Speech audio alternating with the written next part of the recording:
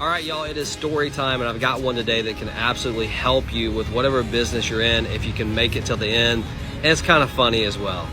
Back in 2016, I had to travel to South Africa for business. Now, I was there for about a month, and I was in several different towns, but the town I spent most of the time in was a town called Durban.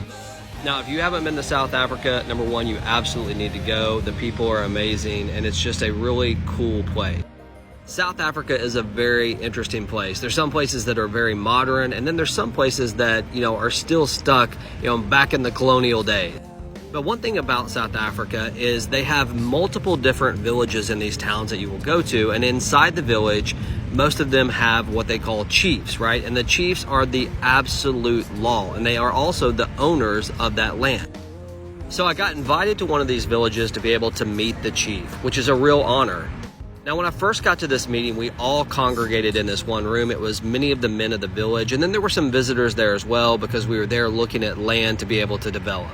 As we sat in this room, we went around introducing ourselves to the chief, telling him thank you for inviting us. I was the only one from the United States. I had a partner there from Mexico, and then I had some folks from South Africa that were with us as well.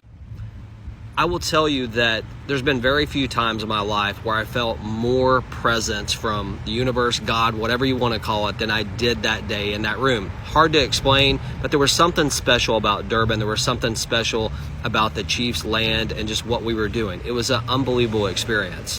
We got done with the introductions. We went out and we saw this beautiful land right on the beach. I mean, it was absolutely amazing. And we were talking about being able to build hotels and things like that. It was a really, really cool experience. When we got done looking at the land, the chief had invited us back to his house, so we went ahead and went. Now, we were limited for time, but we still went because it was the respectful thing to do, and you definitely respect the chief. As soon as we got there, I had a man come up to me and said that the chief would like to present me with a gift for coming so far from the United States and potentially being partners. I was like, yes, of course. I mean, I was excited to see what he was going to present me with. All of a sudden, I see a guy walking towards me with a goat on a rope. The rope was around his neck like a leash, and he was walking it towards me. A man stands in front of everybody and says that he would like to present me with this goat on behalf of the chief. Well, I'm looking at my buddy Sam going, man, how are we going to fit this goat in the car? I mean, we have a car full of 4 dudes. There's no way this goat's going to fit. I can't say no to the goat, right? Because that would be disrespectful.